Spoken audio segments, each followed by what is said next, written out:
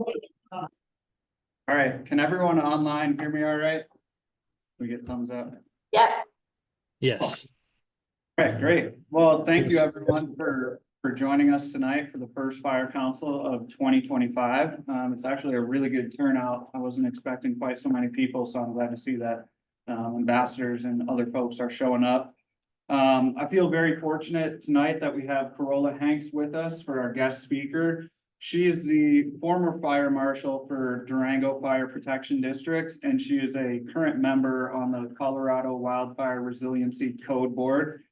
And they have been working on adopting codes and standards that will help improve community safety and resiliency to wildfires. And these codes pertain to, fire resistant construction methods and materials, as well as creating defensible space around structures.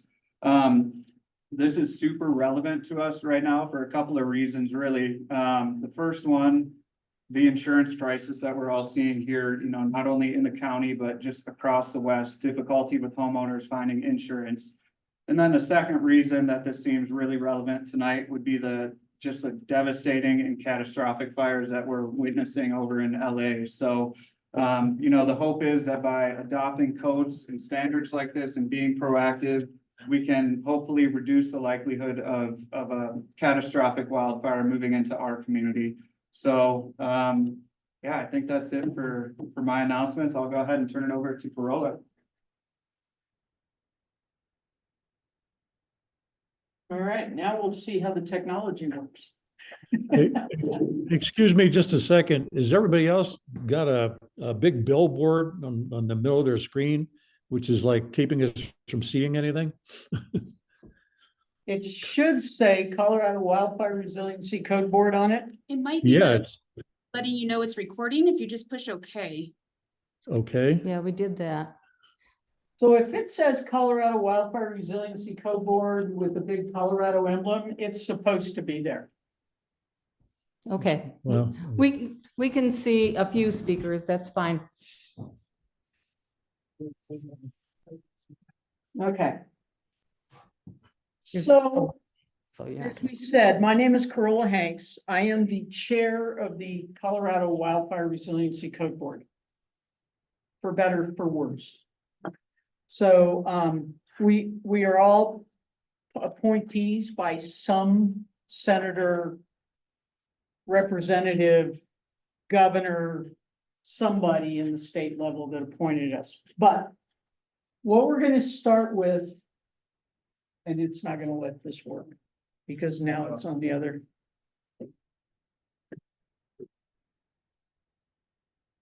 Can we advance it manually? Let's see if you can.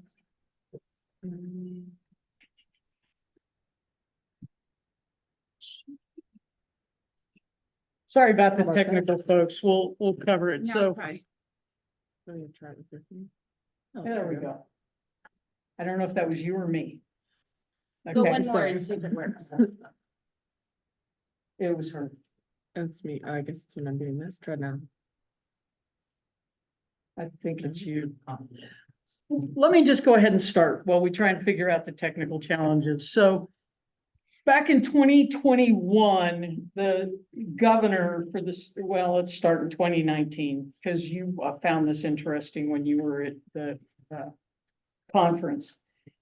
Back in 2019, the state of Colorado developed this commission, which was called the Colorado Fire Commission. And its purpose was to review and look at fire issues across the state of Colorado, and then make recommendations to the legislature and the governor as to what should happen, right?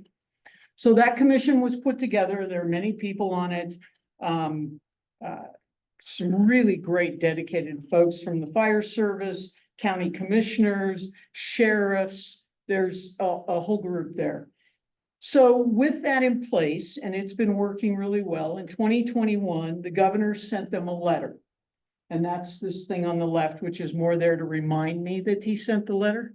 So he sent the letter, and the letter said, hey, we're starting to have an insurance crisis in Colorado, and we have a fire issue for wildfire in Colorado, and we have some communities that are doing things and other communities that aren't. Colorado Fire Commission, will you please look at this and come back with a recommendation 3 months from now? And the first thing the commission said was 3 months doesn't work. Right? But we're gonna put together a subcommittee. They picked up the phone, they called a bunch of us from around the state and said, subcommittee, I want you to take a look at this problem. And in 6 to 9 months, we want you to get back with us and provide it, and then we'll submit to the legislature our recommendations. So I was lucky enough or unlucky enough to be on that subcommittee. And the recommendation we came out through that is that we should adopt a state code, since we had this division where some places were doing things and other places weren't doing things. And we said, well, we need to do something about that, because the insurance industry wants to know that the state as a whole is doing something, not that La Plata County is and maybe some other county isn't, right? That's not how the insurance industry is working. So we need a state code to help us move forward with that, right? And that was the recommendation. And in 2022, the legislature, they were pretty close. They had a bill that they thought was going to go through. And then at the last minute, there were some things nobody could come to agreement with. Surprise, surprise. They pulled it back. And in 2023, it came back. And that bill passed unanimously. Unheard of. Even counties and senators and House of Representatives that we didn't think, because of the jurisdictions they support, would go for it. They bought off. So with that in mind, that act was proposed, or the bill was proposed in 2023, goes through, signed by the governor in October of 2023. The Wildfire Resiliency Code Commission, right? Code Board met for the first time. This bill had timelines for this board. Okay. Next slide. Because I can't do it. Yeah. So the mission, as stated in the bill, says, and I read this for everybody because I want everybody to truly understand it, is ensuring that Colorado communities are safer from and more resilient to wildfires by reducing the risk to people and property through the adoption of statewide codes and standards based on best practice approaches to hardening structures. Notice it doesn't say homes, it says structures, and reducing fire risk in the defensible space surrounding structures in the wildland urban interface in Colorado. Well, that's the mission of this board. That's a big mission, right? Then they said, let's have our timelines. This is how fast you have to do it. Next slide, you can get it. It says that you're going to start developing this in October of 2023. You will file the notice of the draft of what that looks like, rules, regulations, and the code.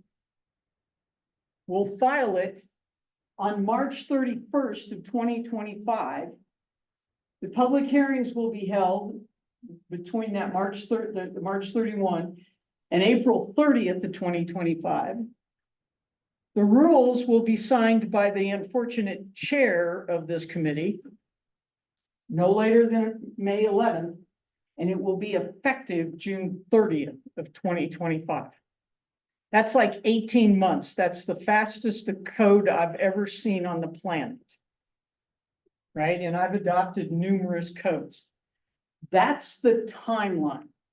So this board has met every month as a full board since October 1. We meet twice a month with our subcommittees, each of the subcommittees, and we have 4. They vary between 3 and 4 when we have to bring them back together, and all subsequent other meetings that go on. For a volunteer board, these people are so dedicated, it's incredible. The thing I want you to understand is, once this notice is filed here, right? The codes and the rules and regs go in. What's gonna happen next is they're gonna review it. Right? They're filed and they're sitting there. But the only real changes we can make to that code from that time are comments from you folks. And if you don't comment and give input, it's gonna be what it is on March 31st. Hence, I'm here and we're doing virtuals and various other things. Once you get to these rules hearings here, they don't work like what we're used to here on a local level. Literally, we'll have public hearings, information will be provided, and we are not talking back to you. We're following the rules and regs of the state of Colorado. It's a one-way street. The other part of that, I don't think this is the way it'll work, but technically, by law, we don't have to include anything that anybody says that rules and regulation need. And there are 4 of them across the state. And they are in person, according to the Attorney General. So we've been working through that. Once the rules are signed, all they're checking for is that we have dotted the i's and crossed the t's of the process. And that there isn't something in there that conflicts with another state law. Right? But it's not about all the little details of what's required in the code. Becomes effective on that June 30th. Did I miss anything you thought was really key in there? Okay. Codes that are adopted in the state of Colorado on a local level, just in case you don't know, because we have home rule, right? And everybody asks this question, how does this apply to home rule? Locally, you adopt building codes, residential codes, mechanical codes. That's all on a local level. It is not dictated by the state. The codes that are dictated by the state are like the electrical code and the plumbing code. That's a state code. So even if you're in a jurisdiction that doesn't adopt any other codes, you still have to comply with the electrical code or the plumbing code, the energy code, right? And that has a few exceptions. And now it's a wildfire resiliency code. And the reason these function this way is because the state has put together a board that oversees it. And that's how it bypasses home rule. That's the legal process, so you understand, because people ask this question all the time. Okay. The second question is, will this be a conflict with the energy code? Because it has some requirements. That is all under discussion between this board and the energy code board as to how that will play out. Next slide, please. I don't even need to hold this. So what happens after June 30th? After June 30th, your local jurisdiction, by the bill, by that act, that adopted act, the local jurisdictions has 90 days to adopt a code. Because every jurisdiction will adopt the code, adopt the state code. Okay? That means that they all need to be preparing right now for anything that they want to add to the code or change to the code that they're allowed to do. Because 90 days includes public comment, public hearing, all at the local level. Right?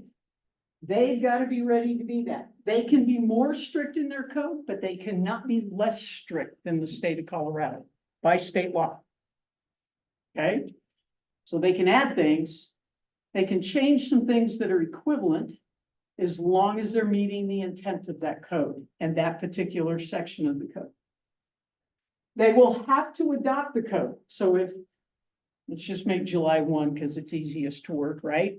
That means October 1, your local jurisdiction shall have a code adopted at the latest. The bill then states that that local jurisdiction has 90 days from the date of its adoption to implement and enforce that code, which essentially means if you waited till October 1, it's January, you're hitting that January timeline. So It's fast. And you have to think about it. Local jurisdictions have to budget for it. They have to hire for it potentially. They have to figure out all their internal processes for that, right? Who do you submit to? Where do you get approval? I just want you to know how complicated this is. This is not an easy task. If you were in a jurisdiction that currently doesn't have building codes, so you don't have a building code official or a fire code official, that does allow for, you can reach out to the state of Colorado's Division of Fire Prevention and Control, and they can help with the review and enforcement. But think about it, once you do that, the control now has gone back to the state level. Just saying. Okay? Next slide, please. So what's in this code? They require that we do a definition of what is a wildland urban interface. We have to figure out where the code applies, where it doesn't apply. We have to figure out the mapping for it, right? Vegetation management for the various areas in different classes potentially. Home hardening, structure hardening, pardon me, because it includes residential and commercial. We have to figure out the processes. I got it. From a petitions and appeals. So what does that mean? So a local jurisdiction like La Plata County could say, I'm going to build our own map that is at least as restrictive, but more accurate based on these items. And I want to use that map instead of the state's map. And they can petition to the board, Wildfire Resiliency Code Board, and we will then review it and bless it if it's done correctly, deny it if it's not. That's the petition. If the local jurisdiction doesn't like the petition part, they can appeal. So the board has a small group that will handle petitions, and then the full board will review appeals. So we've got more people involved looking at it. Okay? That's how that, and that's what'll all be in the code. Next slide. What's not in the code? State, federal, and tribal lands are not under this purview. It's not part of the bill. If you have an existing home and you're not doing anything to it, it's not in this code, or an existing commercial structure. It's not in this code. If you were adding 500 square feet or more to that structure, that part of the structure has to be built per code. Okay? And the vegetation management around it. If it is an existing structure, single family home in this case, on 35 acres, and it is not immediately adjacent property to a residential subdivision, you're okay. You have 35 acres, Ted? 40. But you have a subdivision adjacent to you, Falls Creek, yeah. So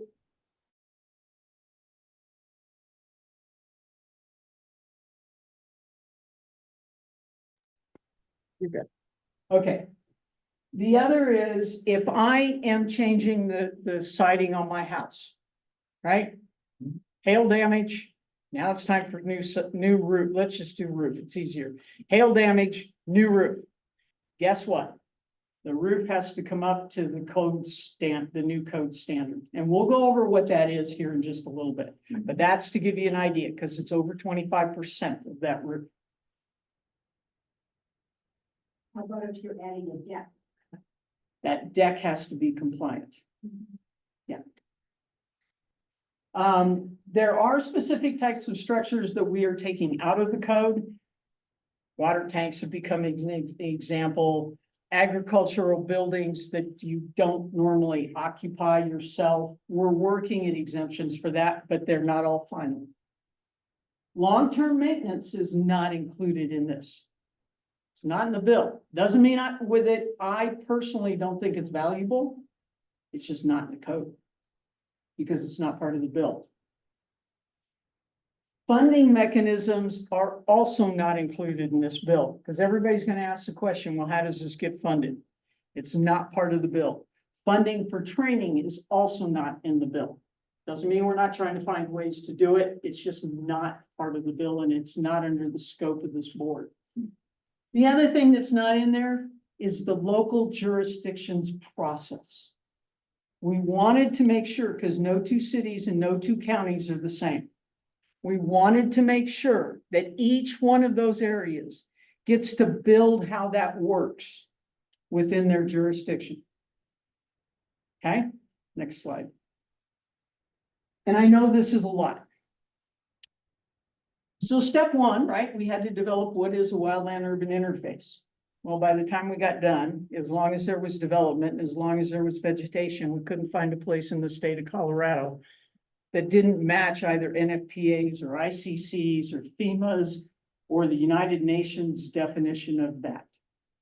We went ahead and stuck with their definition. That does not mean that that is where the code is applied. It just means we kept their definition.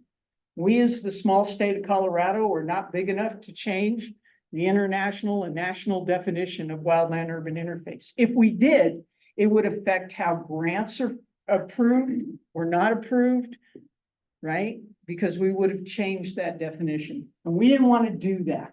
There's a lot of things that would fall in that. Next slide. And there's one thing I want to show you on this slide. The problem with the wildland urban interface and of all of this slide I put in here because there's a clean line between what's dirt and what's vegetation. We've all been watching LA. We've all seen the Marshall Fire. This is not a clean line problem, right? It jumps, and in places it jumps half a mile, and everything in between is fine. So that's why I put this here, is to understand this is not a clean line issue. Next slide. Okay, where's this code going to apply? The $1 million question, right? The code's going to apply to areas, and we'll show you these things here in a minute, that are designated as low, moderate, and high on the fire intensity risk map that I'm going to talk about here in a minute. The requirements for vegetation management and structure hardening are based on the intensity risk level. And from that intensity risk level, we developed at this point 2 classes, both for vegetation management and for structure hardening of requirements. They're 2 separate ones. We'll work through that. Class 1 requirements will apply to low, medium, and high, because it's the very basic. It's the lowest. Class 2 will apply to everything, will be added on top of the 1, and it applies to everything that is a moderate and high. Please remember, these are all drafts. Your comments are important. Next slide, please. So then we got to this map. This is the most difficult part of this whole thing, is coming up with an acceptable map. California had the same problem. Oregon had the problem. Everywhere this has happened, the problem has been the map. After reviewing more maps than I can count, we ended up back with the Colorado State Forest Service map that you can see on their risk viewer. Has anybody been on the risk viewer? Okay. Well, this picture here is the risk viewer map for the Durango area. And on this map, there are 4 colors, although you can't tell, right? There's one that's very low, one that's low, which is yellow, orange is moderate, and red is high.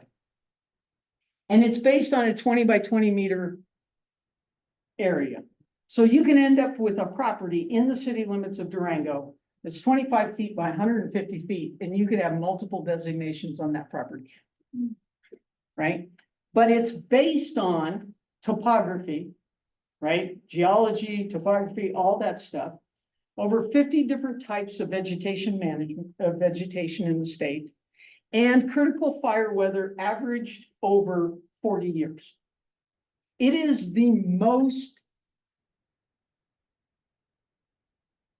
I don't know what the right word, but it has more things tied into it than any other map that we looked at to figure things out. At the same time, it has its limitations, right? And because it's a map, and today I go out and clear my dad's property in the Animas Valley of 52 acres of all its trees, the map is no longer viable, right? I just changed it because this is a resolution so small. The other part of it is your wildfire isn't just about your parcel. It's about your community. So in looking through this, we then started working with the Colorado State Forest Service to come up with a new plan. And one of the things I didn't say that's handy, this map is updated every 3 years by law. So they run LiDAR and all kinds of stuff to go through. But if we go to the next slide. So this is what we're calling the smooth fire risk with a half-mile extension, right? This is the same area. This is a whole lot easier to read.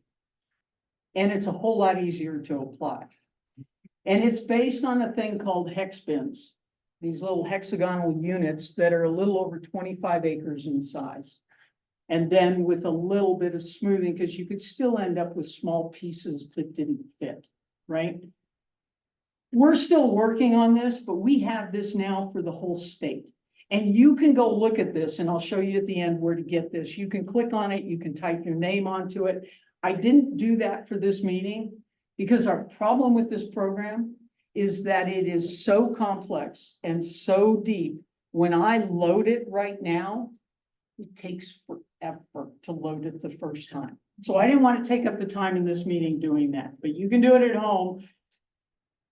Load, click on the button where I'm going to show you where, click on the button and then go get some coffee or do something while the whole thing loads. We need to work, got the technical folks working on how to clean that up and make that so it's a much easier format. But this is to give you the concept. Now, here we have, you can see the yellow, the orange, and the red. Yellow is very low, orange is moderate, and red is high. We elected to not include very low areas or in here because they're so, the risk level is theoretically so low, we weren't putting any requirements on it. The hatched areas are federal, tribal, or state land. So we had to pull those out of there. So we left them on, we just hatched them so you could see. Okay? Does that make sense?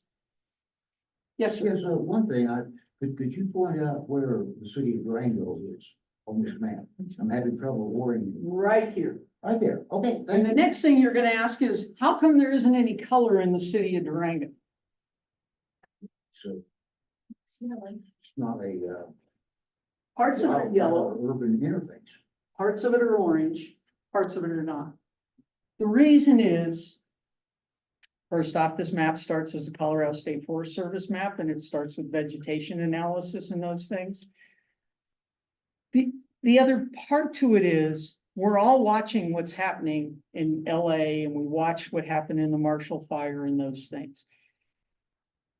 That ember production and its movement into the urban world is so varied depending upon the way that urban looks.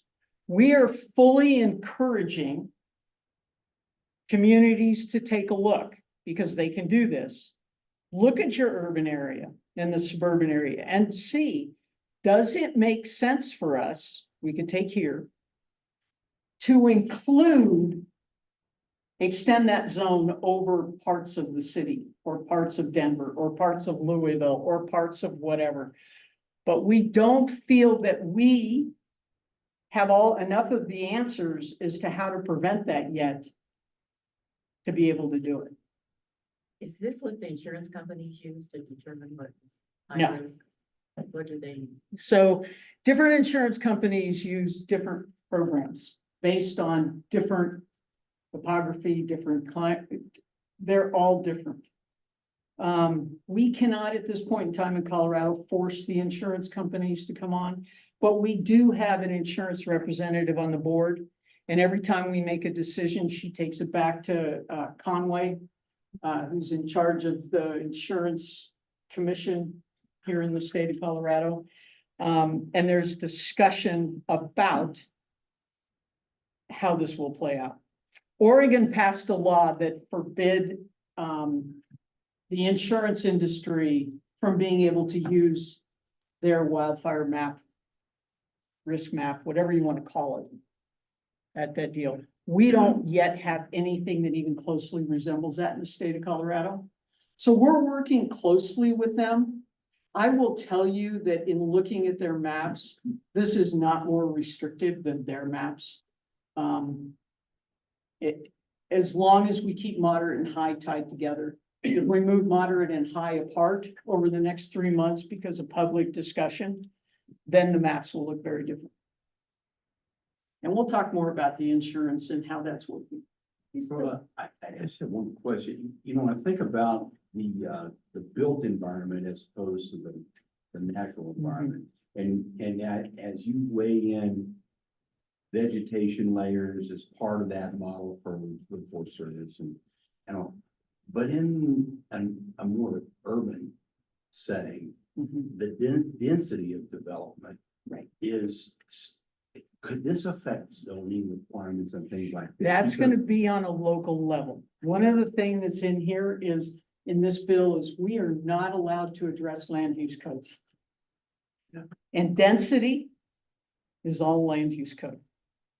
Right? Because you totally changed the natural vegetation landscape, Exactly. but you can have fire to structure to structure to structure. You know, Right. with density. Yeah. And in this, and there are cities just like this, like Durango, right? We have Net Overend Park that's what, 200 acres? 250? I don't know exactly. But it's a huge vegetation area in here. Only part of it is in on here. Right? It may make sense for the city of Durango to extend that out. And it's based on those boundaries. It's a really interesting deal. I'm not here to tell you, and this board is not here to tell you that this map is 100% right. So we've done a couple things. Remember, this is all a draft. We've created a deal where a local community, right, the city of Durango, La Plata County is an example, can create their own map. They must meet the same level of scrutiny that this map had. Right? But they may be able to do a better job because they're on a local level. Right? Maybe they can afford, and this is the problem, maybe they can afford to do ground truthing as they develop that map to double check every piece of property and work their way through. Maybe those things can happen and maybe they are in the future. But there is a way for the locals to develop their own map. The other thing is to allow for a level of ground truthing by whoever the enforcement entity is within your county. So or city. Let's say it's the building code official who's looking at it. And you say, I don't think that I'm moderate. But what you have to do is not only prove that your parcel isn't, but adjacent parcels up to 300 feet out. Right? So we're looking at more as a community, not just an individual parcel.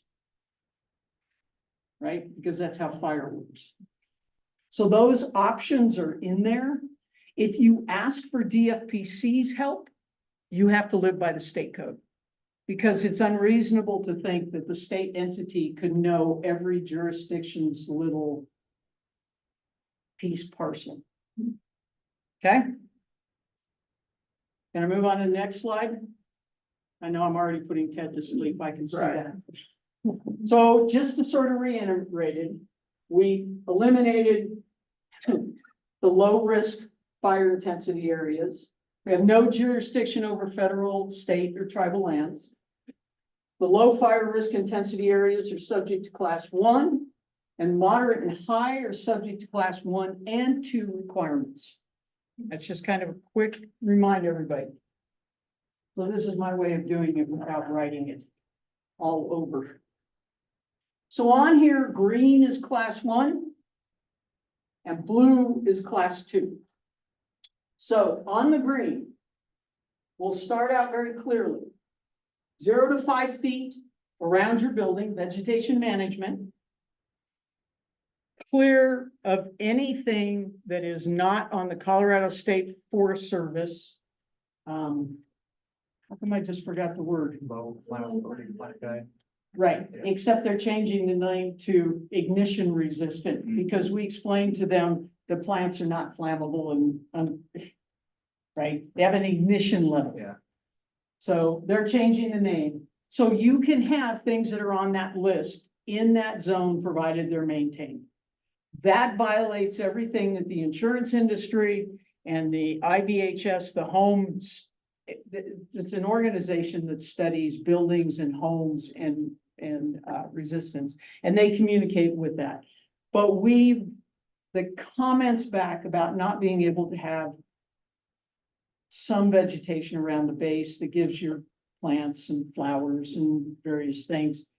And we said, great, so let's move to those things that are native to here. And those are the things that are on that list.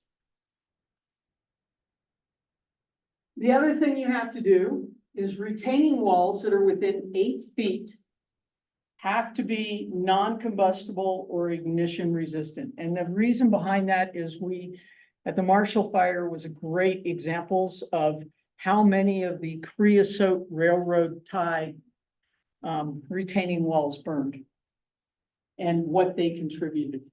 So that's there. The second thing is fencing within 8 feet of the structure must also be, right, non-combustible or ignition resistant. We did allow for vinyl fencing. And the reason behind that is vinyl fencing doesn't spread embers and it doesn't carry, it just drops as it burns.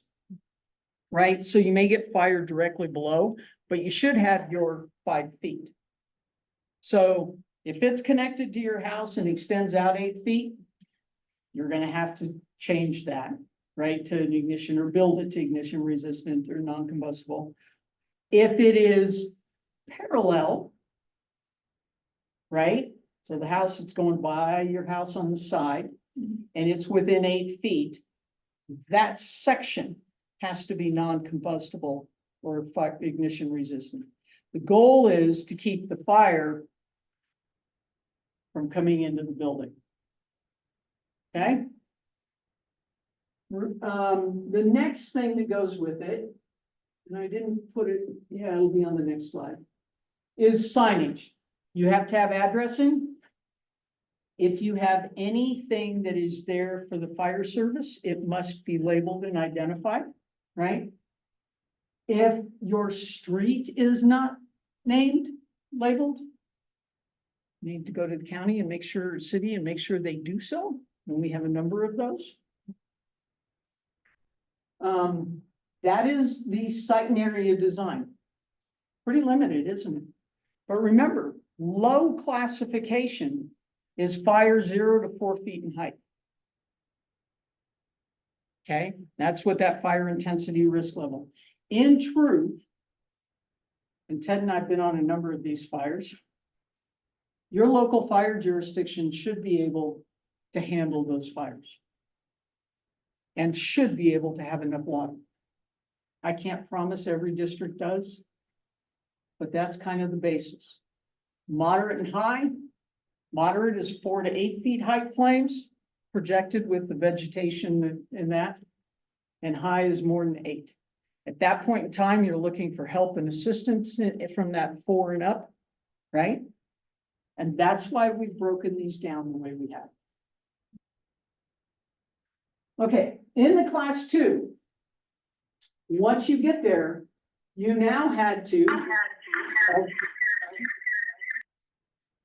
all the things that you've been talking about and you've been talking about and you've been teaching, We get to add in the 5 to 30 feet and the 30 to 100 feet or your property line, whichever happens first.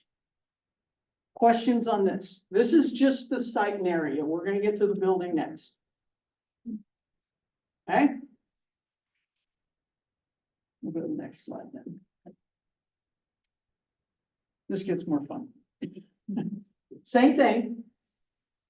Green is class 1, blue is class 2.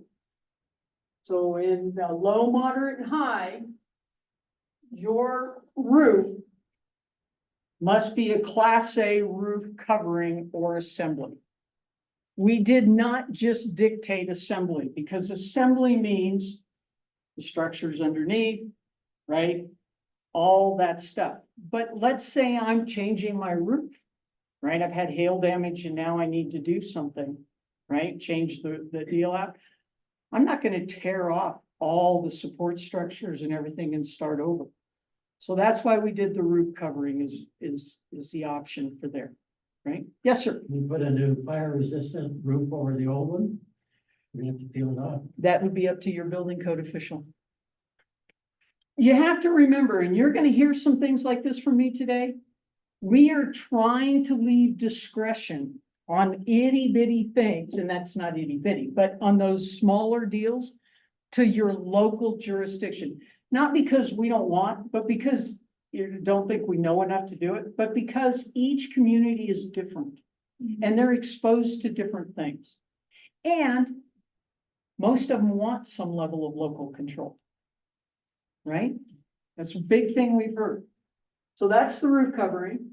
Your valleys, the flashing is going to be 0.019 thickness of sheet metal or something to prevent where all those embers accumulate and the leaves accumulate. Your vents will be 1/8 inch mesh, right? And the gutters will be non-combustible.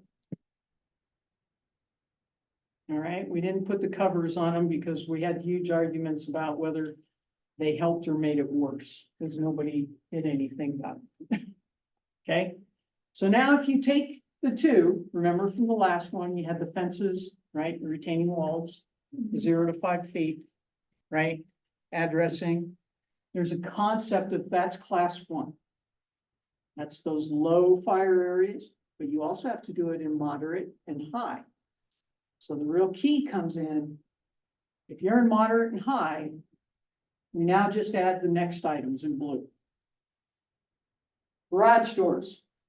I've spent more time talking to garage door builders now than I ever cared to. The perimeter gap cannot exceed 1/8 of an inch. Does that match the venting? Right? And that gap, whether it's the head, the seal, the base, has to be a product that is approved by ASTM, and you don't care. But anyway, right? It's a listed product for that use. Okay? Your deck. When I say you have to build your deck to standard, large discussions on deck. The biggest thing for us was the walking surface of the deck shall be protected. Right? And that shall be non-combustible class A. You can have fire-treated wood that's used on that deck. However, it cannot be done by you. It must be impregnated into that wood. Right? We were not going to allow us to paint. You can paint those on, but then you walk over it and you lose it. And there are products out there that are, we use quite a bit. There are a couple, I forgot the names right now. Not Hardy Plank, but, yeah. And some of them are listed and some of them are not. So you have to pay attention. Trex just got theirs recently on 2 of their products. Yeah. Underfloor areas. So if I have my house and I build a deck out here and I have this underfloor area that's under the floor that goes to the foundation, That has to be carried through to the foundation to meet the exterior wall requirements, to try and keep the fire from coming in off some of those other components of the deck. The exterior wall, there are multiple methods to get there. There's 1 hour fire rated, there is non-combustible, there is heavy timber, so that's gonna be logs over 6 inches in diameter. That we worked on, fire retardant treated wood that is listed for that, and ignition resistance, material, from the top of foundation, so from the top of the foundation all the way up. So you have one of 5 ways of doing it. That is very similar to what we saw in the IWUIC back in the day. Your eaves. So think about your eaves. The eaves come out, you've got 5 feet here, but eaves can range in all kinds of sizes. And we got the 8-foot fencing. So that underside of the eaves has to eat that ignition resistance, but it can be done with the fire resistant paints, the intumescent paints. Not cheap, but since usually the eaves are not the largest, it's not, I mean, I did it on mine just to test it. I bought all the eaves on my house, took one gallon container. So that's there. Exterior windows, window walls and glazed doors and skylights. Those have to be 20 minutes or tempered or double pane. There's a series of options. We may have to eliminate some of those because of the energy code, but we're working our way through that. Doors. Your doors must be approved non-combustible. So if you have a solid core door of 1 3/4 inches, that's got that 20-minute rating, you're good to go. The problem becomes that now we, like myself included, a window in the door so I can see who's on the other side. You've got to have that window rated then. So that is what is added to moderate and high. Am I making sense? Do these slides make sense? Was there vegetation management outside of that 0 to 5 feet? On the moderate and high, class 2 had the 5 to 30 and the 30 to 100. So think about it, as you move out from there, you have that 0 to 5, very restrictive. Then you move into the 5 to 30, you can get some shrub clumping, but you got to keep trees separated and these type of things. When you get a little farther out there and you start pushing that 100, you're looking at more at a healthy forest, and which doesn't mean it can be completely enclosed with vegetation, because that's not a healthy forest. There's guidelines for spacing. Yeah. And we're sticking pretty closely to the Colorado State Forest Service. It's what we've been using for all these years. It's been effective and productive. We've seen it. And it's really very similar to what we're seeing in other parts of the world.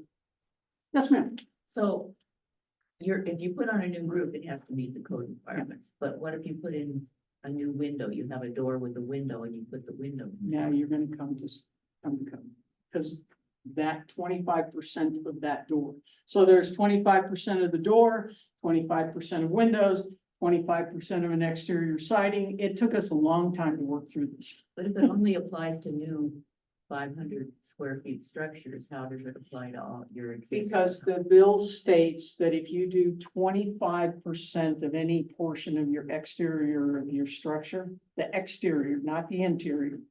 So one window wouldn't be fine. Probably not. Yeah, but the bill very clearly states that 25 and then doesn't go on to explain what that means. Surprise, surprise. That's good. There's wiggle room then. So we've had to define it. And that's why we've defined it. And to be honest, most of these windows almost any window you buy nowadays is already going to meet this standard, because the energy code is there already. So that has changed the entire window industry type discussion. So it's hard to find. Questions? Do they estimate how much this is going to increase building costs? So we have compared that to the studies that have been done on a national level by Headwaters Economics. We've also compared it to California's. We've also compared it to a deal by FEMA. All of those take a 2,500 square foot house and the estimation of between $1,500 and $2,000. However, and when I talk to a lot of contractors, they're already doing a whole bunch of this stuff, right? So that takes there. However, because we don't want to just accept that, we've asked Headwaters Economics to help us take, as soon as we finalized where we're getting now, and say, what do you think this will cost? The problem that I have is the cost of construction in Aspen is not the same as the cost of construction in La Junta, right? Or Colorado Springs or Denver. So we'll only be having an kind of an average across the state. But, you know, what we're finding is a lot of the materials are already being used in many of the homes. A lot of this the design is there. And so we're not adding that much. And some of them are pretty cheap to do, right? What's not included in those analysis of cost, and I'm going to be flat out open about this, is the landscaping cost. Right? That is the difference. Next slide. She's pushing me, I can tell. Well, I'm pushing me then. Okay. So remember, local authorities can adopt the code as is. They can adopt the code with additional and or equivalent requirements for vegetation management and the structure hardening and the mapping. They can adopt the code with their own map, provided that that map meets the minimum standards that are on the current map. Okay? They can design the review and enforcement process to meet their area. Right? Some places will have the building code official do it. Other people are going to have the fire code official. Other jurisdictions are going to split it between the two, right? And some have said, well, what if I don't adopt it and I do nothing? And we've said, well, that's outside the scope of our bill. Talk to the legislature, because we, this board, have to provide a legislative report every year, September 1st, which tells who is complying and who is not. And I have no idea what they'll do, but I will tell you what they tend to do, which is tie it somehow to funding. We've seen that in many instances. And I'm not saying it to threaten you. That's as close an answer as I can get, but I don't for a fact know what they're going to do. Okay? Next. We're getting there. So items still being worked on, and I think this is important. We are still working on accessory structures. And the issue with accessory structures is how close they are to your house. Right? And we're still finalizing that. There's some language in the draft code that's there, but it's by no means final. We are meeting next week with HUD and the state and various others to find out where and how, what the influence can be on HUD homes or manufactured homes or mobile homes, right? Because those are all run through a completely different type of program. The additional structure exceptions that we're talking about, right? We're talking, I don't want to go inspect every doghouse in this state, okay?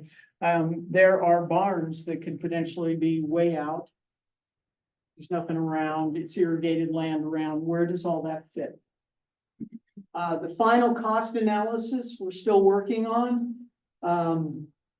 We're still working on the energy code and the wildfire code and how they fit. Remember, we're calling this a wildfire resiliency code, not a wildland urban interface code. That's a big deal.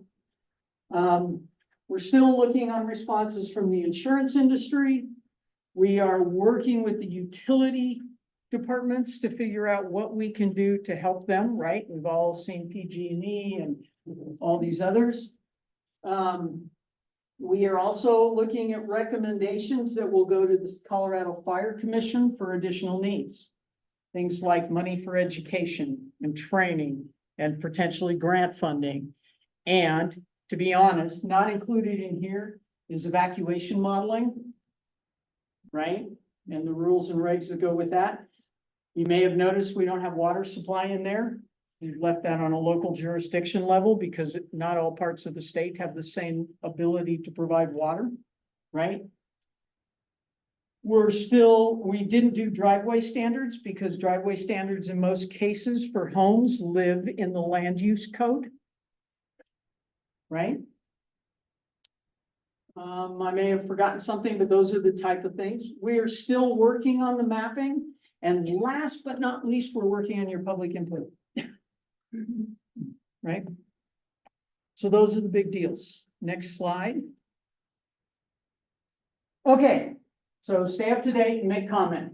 If you want to read the draft code as it's written, you can go to the Division of Fire Prevention and Control. This is their website that will take you direct to the Wildfire Resiliency Code Board's site. And on there is a button, both for the map, a link for the map, and there is a link for the draft code language. On that site, we'll also tell you when our meetings are, where they are, all that type of stuff. Anything else that's on there I've forgotten? It does have the public input links, right? To Yeah. be able to join that, yeah. It does. Has the public input links. And also, if you want to email us directly to give us your comments, considerations, concerns, thumbs up, thumbs down, whatever it is, that is CDPS_DFPC_ don't, I state did this. WRCB@state.co, or you can just go to this website and click on that button. Right? That essentially is my presentation. Did I cover what you were looking for? Definitely. Questions? I am at your disposal. You can arm wrestle. Is there a place online where we can access that list of low flammability plants? You said It is at the Colorado State Forest Service site. You've got that. We can include it in the summary of this in the e-news this week, so we'll include the plan. Yeah, Yeah, and it may still say flammability, I think it does. Yeah. but they're working on swapping that. Yes, ma'am. So you're taking comments now, and then Yes. there'll also be a comment period after. Once those public hearings happen, we're done. So the sooner we can get your comment, the better. What I want you to understand is this is a draft code still. And so we are continuing to meet and tweak things a little. So that draft code that's on the site, what it says today may have additional information or code language in a week or 2 weeks as we make more decisions. We meet as a board on the second Friday of every month. And usually that's when we vote on changes or additions or deletions to that. And so it's usually give us a week to get all that up and about. So about the end of the third week, it's up to date again. Yes. Yes, ma'am. A lot of information for the old man here, but I'm curious about wood siding on the house. Let's say it's a new house, or let's say it's an addition over 500 square feet to an existing house. If you can find one that is rated to that with impregnated, you can do it, but if you cannot, you cannot. Okay, good, thank you. So part of the thing that we've looked at with this is these codes drive the industry that makes the items that you guys use. Right? So when we force them to step up a little bit, right? We are a place that likes wood siding, likes log homes, likes those things. We're not here to say we want to drive that industry out. We're saying we're here for you to step up. And I have a meeting next week with the wood industry. Should be fun. Though I certainly don't want a person getting wood siding because of the maintenance and the pipe. But the maintenance are really. The maintenance is hard. It would have to be impregnated, just like you would talk about other. So where, like other laws, state laws, where it's in conflict with an HOA requirement, for instance, that the new building being compatible with the existing building, and that's wood siding, these rights would rule over. Well, they actually, the way the law changed last year, there was a bill. Have you ever shared that bill with them? We have, yeah. There was a bill that went out that said HOAs cannot do any of that would affect your ability to Right. build your home to defend. Yeah. So I understand why you're leaving federal and state lands and tribal lands out of it, but of course, our neighborhood, that's a huge problem because we abut state lands, which I would think should be addressed since the state forest service is involved in this. But it seems like they need to have some responsibility since they're the ones that are probably gonna have the fire that goes to our community. You know, I will tell you that that no longer is the predominant fire start. Across both the state of Colorado is not in our state wildlands or our federal wildlands. They're happening in that suburban rural interface area. Well, it's certainly an interface, but it's right adjacent to the Yeah. lands that are. And I don't disagree with that, but this bill does not give us authority to do any of that. I will tell you, we work strongly with the Colorado State Forest Service. I think the Watershed Protection Group is working strongly with them as well, trying to do some things. But we will make a recommendation, I am pretty sure, to the Colorado Fire Commission that those things have to happen. But that will be a recommendation coming from us, not something we can dictate. That would be helpful. That would be something. And it probably won't happen at the same time the code comes out. We'll take a deep breath.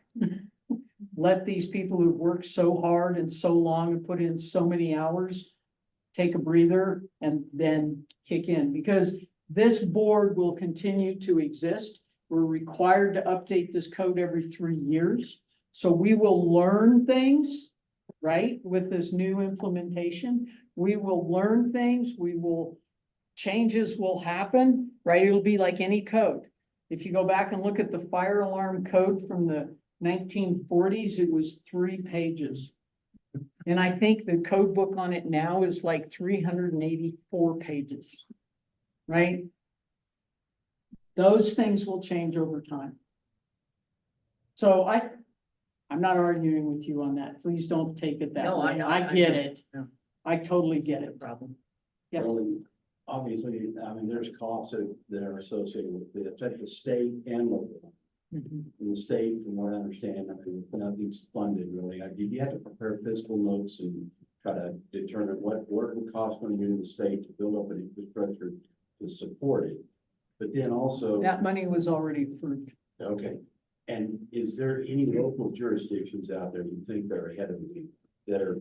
I do. I think there are significant deals, and help me with this as we get through, but I will tell you the Aspen, Vale, I think Summit Jefferson County, County, those kinds of areas. are- Jeffco. Yep. Right? The area of Boulder County has been there, right? Obviously, they had the fire they started. And to be honest, I think La Plata County, this personal opinion right here. Look, you're on the Wildfire Advisory Board for La Plata County. Right? And I think that board was this county saying, we have a problem and we need to move forward, right? And the commissioners are very aware of what's happening, and there's discussion happening about what happens when that gets implemented, and those things are good. So there's the whole realm, and then there are places that haven't done anything in the process. I mean, there are 16 counties in the state of Colorado that don't have building codes. Okay? Very. Well, Those are but gonna you have to look do at that. them, you look at their density, you look at their community, you look at things, there are reasons they're there. Right? But, I think we have a couple questions online. okay, We do. So, Meg asked, will there be a phase in these codes for existing homes? not currently included in the bill, except for those that are changing some exterior side of 25% or adding 500 square feet.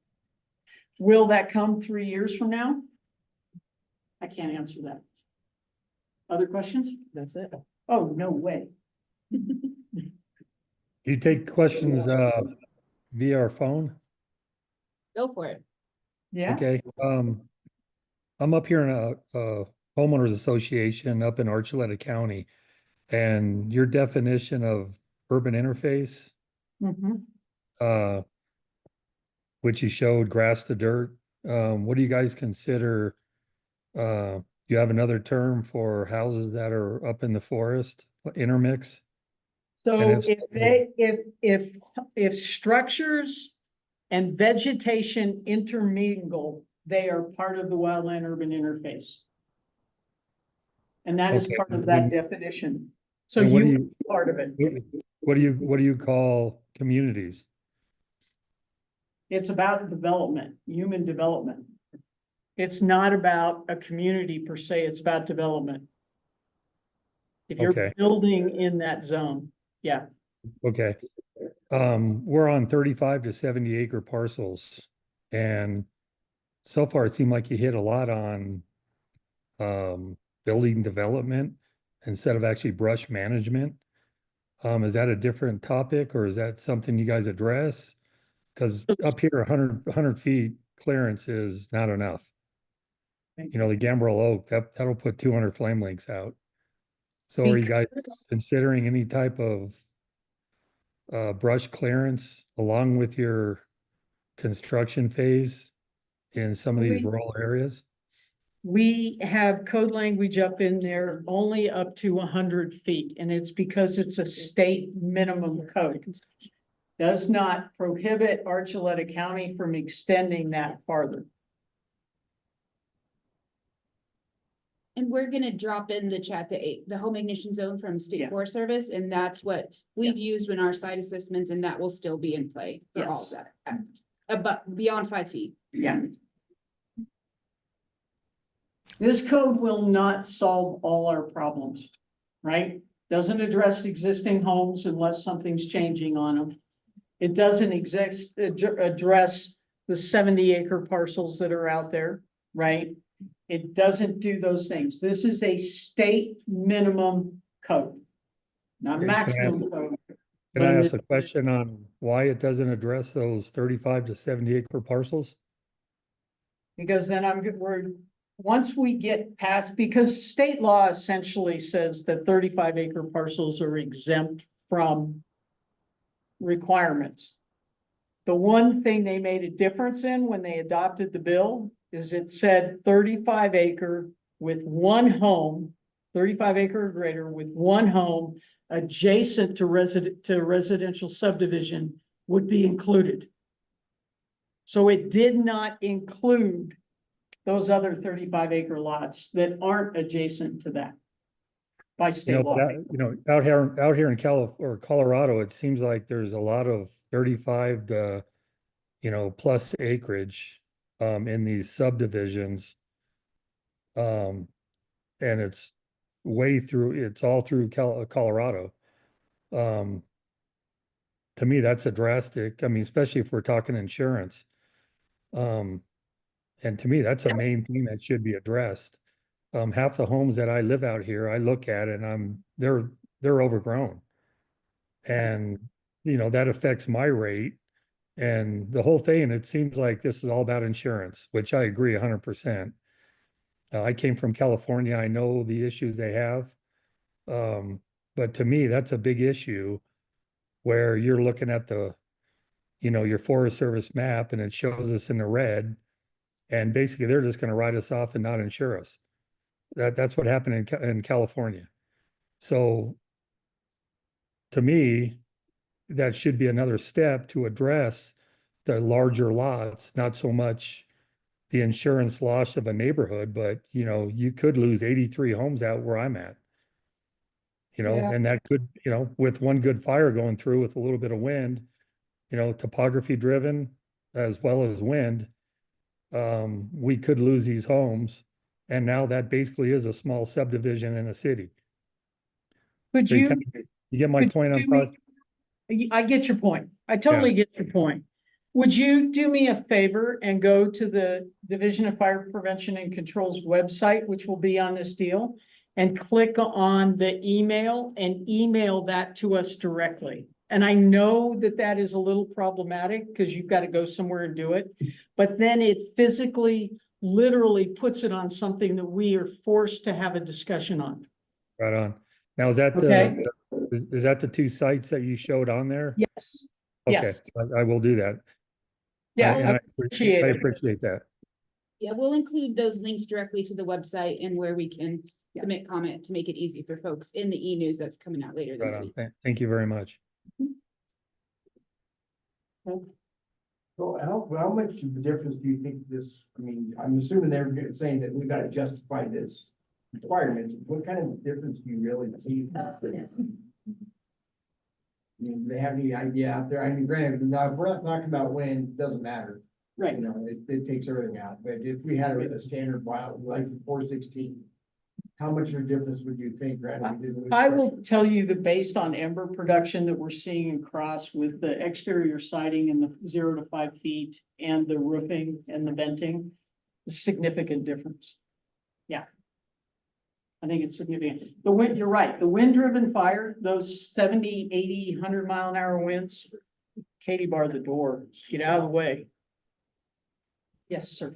Get any feedback from the insurance industry in this Yes. process? Are they happy about it and likely to help? them? Well, they would prefer that we would extend it to the very low and all the way across the state of Colorado. But you have to understand, we've got to evaluate also the economic, the housing affordability challenge, right?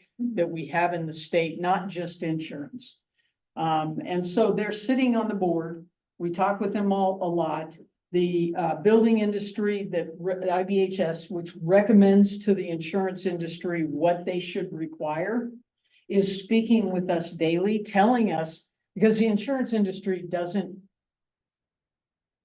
tell us everything, but they work with us. So we're getting the information one way or another.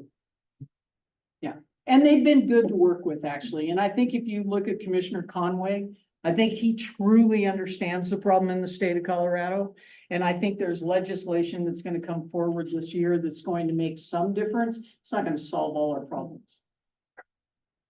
And if you guys are looking at this, the plan for insuring through the state of Colorado, it is not, it's a Band-Aid to a big problem. And we've seen that in Florida and all the 32 other states that have that in place. But we have to do something. Any other questions for Karola? Anything online? No? Thanks, bro. Thank you guys very much.